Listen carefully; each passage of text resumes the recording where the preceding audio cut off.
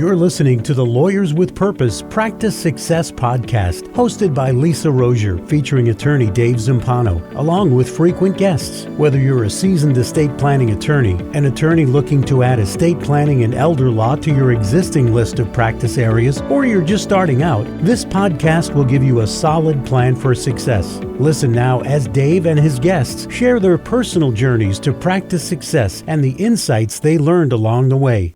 Hello, everyone, and welcome to the Practice Success Podcast. I'm Lisa Rozier, joined with Dave Zampano. And for all of our listeners out there, I'm sure you heard this episode when we had special guest Michael Rutkowski, and he put us up to the 3-episode challenge, I think it is.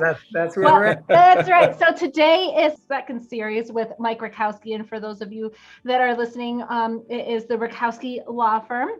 Mike, thanks for coming back today. Yeah, thank you again for having me. Again, I'm hoping to let's do this a lot. Yeah, well, Mike, in the last call, Mike, you really shared how you started your practice and kind of the road, and when you got introduced to systems and processes, and how that really brought you from a $400,000 to $500,000 firm to a multi-million-dollar firm. Yep. With multiple locations. And that's just when we ran out of time. So we said, hey, can we have you back? And you said, I'm back. And you agreed to do a second episode. And I said, all right, if we do the second, I'm going to ask you to do a third. So this episode, I think we committed to finding out what was the journey like, because Practice Success Podcast, Mike, like you know, have people that where you once were and are trying to get where you are now. And There's places you're trying to go from where you are. Sure. You know, there's an old saying, the skills that get you out of Egypt are not the skills that get you to the promised land, which means I've always taken that to mean no matter how far we've made it, whatever we've done to make it is not what we're going to ultimately use to get us to where we're going. We'll use some of it, but we always have to be lifetime learners. So this concept, you really got profitable, your firm was growing. And I think the last thing we talked about in the last episode was how you started getting multiple locations. So at LWP, we call that you've gone from profitable to robust. So have our listeners kind of understand what the world looked like to you at the time and what it looks like to you now looking back. Yeah, sure, absolutely. So just to kind of bring everyone back up to speed, I was running one office and we were doing a multi-$100,000 firm. And we wanted to expand. We were recognizing that clients like to be kind of within 10 miles of the office, because at that point in my career, everything was done in the office, right? So like you got to be close to the office.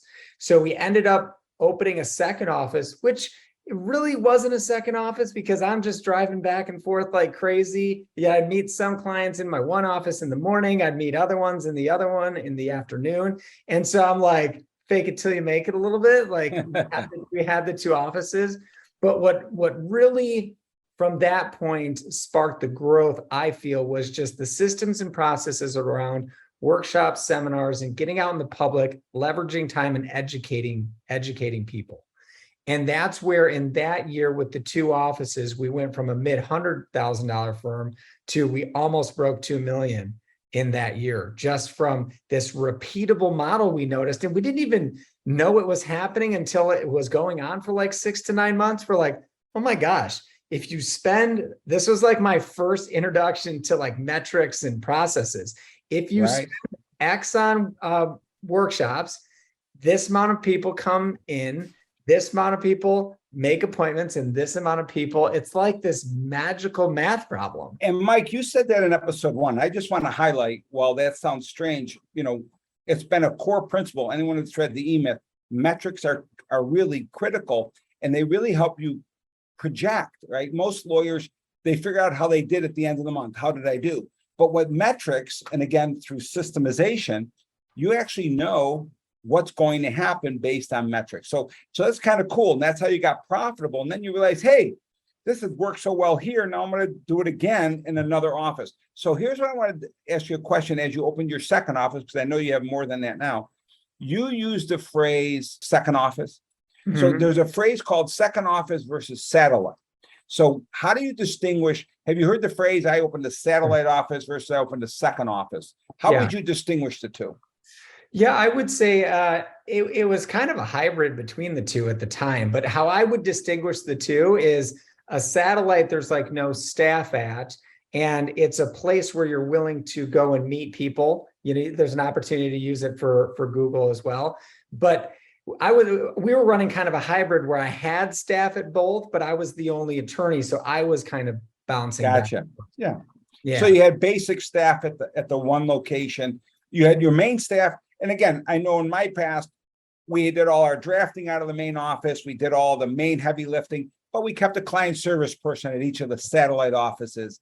So there was actually a live presence there for people to walk in all week long. So you and I are on the same page there. So as you're growing these satellites or remote offices, new additional offices, tell our listeners, kind of what's going on in your head and how things evolved.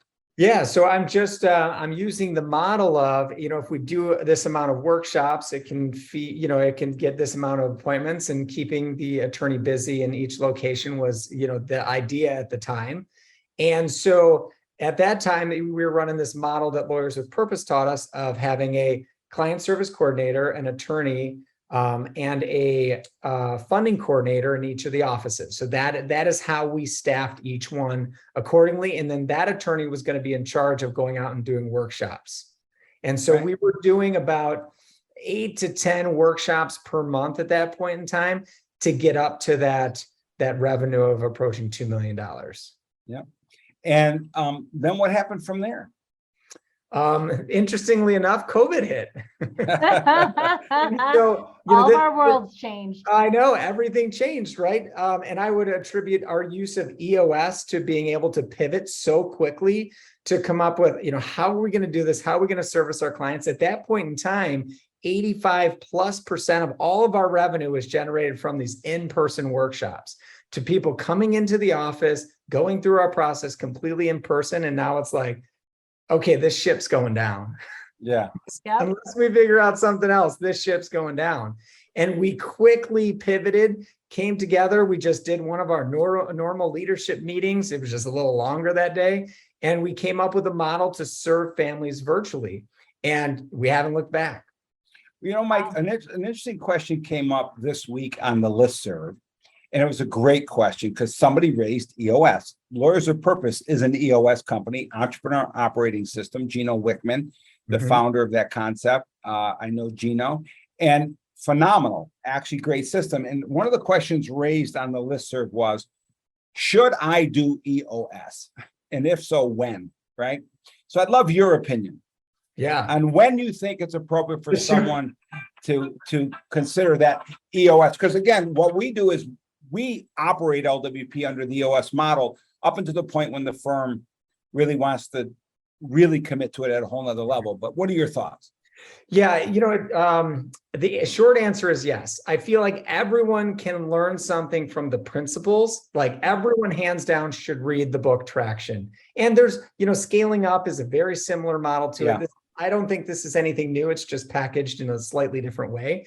But, a couple factors maybe play into this: the amount of employees, the amount of locations, because I could see even a small staff. This was the problem I was having, is a relatively small staff, but because we're spread out in 2 locations, like no one's communicating properly. We don't have a set time that we're going to deal with issues. So half of my day is spent with someone coming into my office, putting out fires, duct tape and rubber banding all these products. I mean, that was literally, gotta have a roll of duct tape and a bag of rubber bands. I love it. Yeah, that was life. And as soon as we just became a consistent meeting process, that changed everything for us. So to standard, we've always taught that the profitable model, remember, under the profitable model, firms should be getting to somewhere between $75,000 and $100,000 a month of revenue with 1 attorney and 1 to 3 staff. I know it sounds crazy for listeners. I'm like, how can you do that? But that's the model. It's so many attorneys have done it. You've done it, Michael. And so we've always said EOS is great when you hit robust, right? When you start to grow out of that 1 to 3 staff and that 1 attorney, and you start to get 4, 5, 6 staff to really keep that communication. It's a great model, and it's very complementary to the systems that you have, as you know. So you're getting robust now. You're pounding the pavement. How many offices you up to currently? So we have 5 offices, but that's completely different than it used to look like. Right. 5 offices- Post-COVID, what's it look like? Yeah, post-COVID, it's 5 offices that are really just used they're more like closet space, used for Google purposes. And now we serve the entire state from you're talking to me at my house. And so we have now employees in Colorado, the UP Upper Peninsula in Michigan, Florida, Texas. So the talent pool for us has immensely increased, and everyone just absolutely loves the team that we've built. Now we've lost some people because some people wanted to be in person, and we've now restructured a team of people who absolutely enjoy this, and it's just been incredible. Yeah, it was funny. At our most recent taper, one of our members has really, I got to tell you, my team here at LWP did a great job. They really had a great talent pool of trainers, and they had one of our members teach a program on building a virtual law practice. This attorney of ours is one of our most successful members. He had 19 employees, of which I think he said 13 were virtual.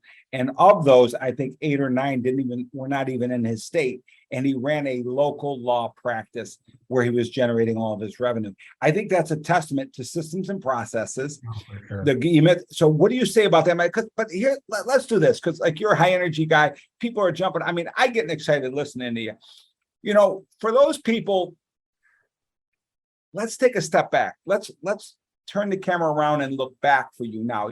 You see where you are. You're fully robust. You're going to be hitting in the e-freedom. I told you, if we do this session, we're going to do a third session on e-freedom. But as you look back and you think back of that, before you hit the $500,000 mark, a year, I think most lawyers in the early career, they get up to 100,000, 150,000, and they're making a little bit of money, and they try to get to 200. Then there's a first bump that you get to 300, and then the next bump is 500, then the next bump is like 750, and then $1 million.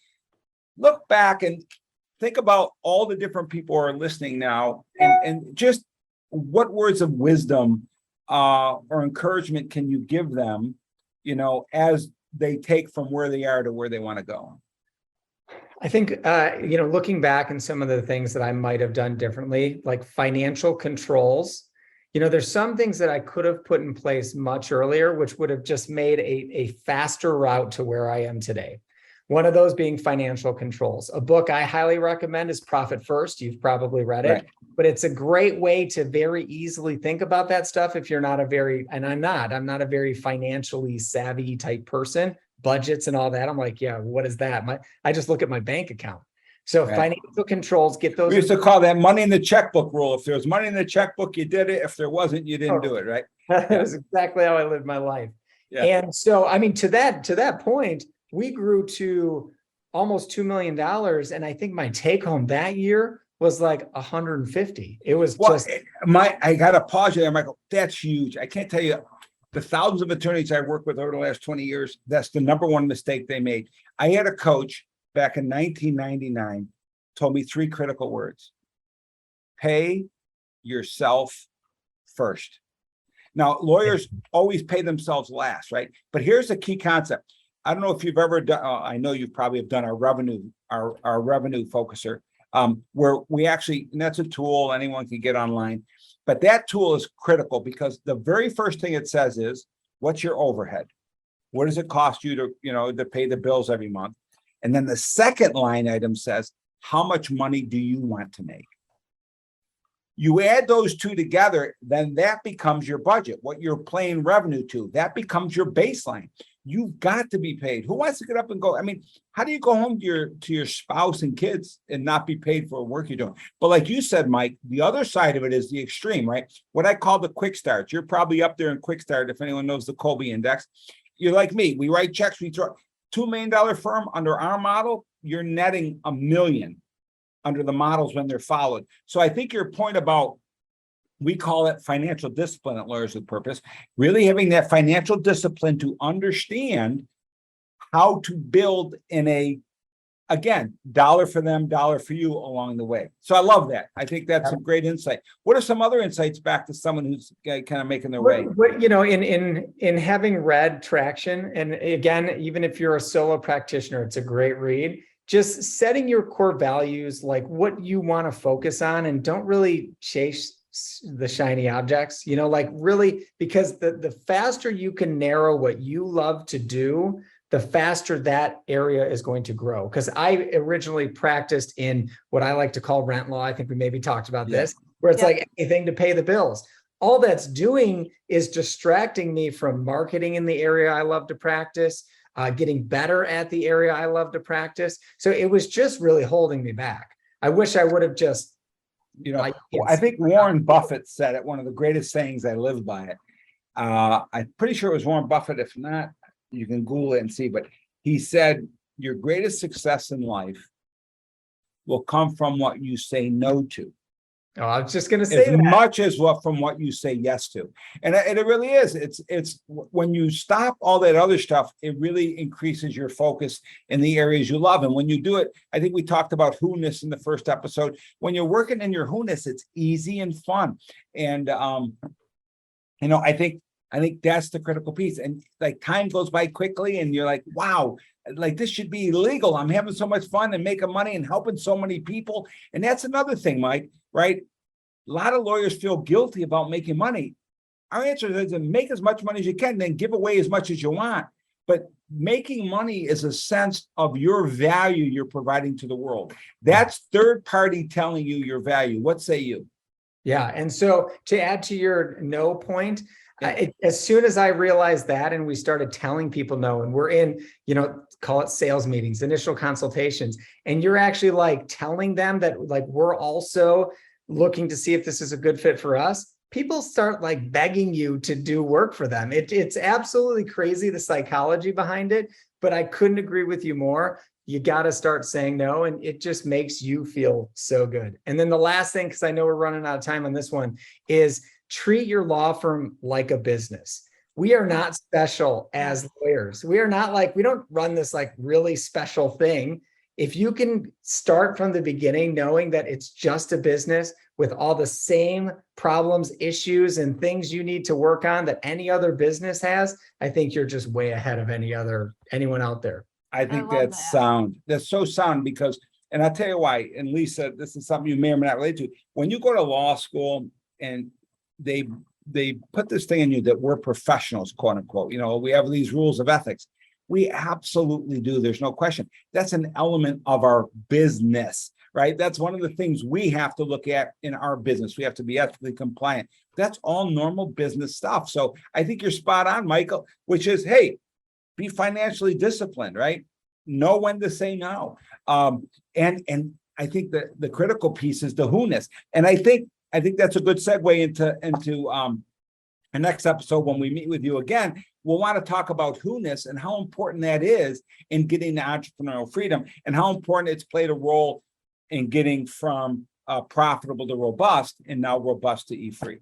So Lisa, I give it back to you to tell us where we go and how we get there. Again, another great conversation. And for our listeners, if you did not check out the first conversation with Mike Rutkowski, you can always go to our website, lawyerswithpurpose.com, click on the Practice Success podcast, and you'll be able to catch Mike's first episode along with a plethora of other attorneys that have come on and shared their stories and some other individual fun conversations as well with just Dave and I. So again, it's lawyerswithpurpose.com, click on the Practice Success podcast button. And Michael, once again, thank you for joining us. It's always, it's been fun. Yeah, my pleasure being here. Looking forward to the next one. All right, sounds good. Everyone, have a great day. Thank you for listening to this episode of the Practice Success Podcast. Visit www.lawyerswithpurpose.com/podcast to listen to other episodes and to subscribe. We'll see you next time.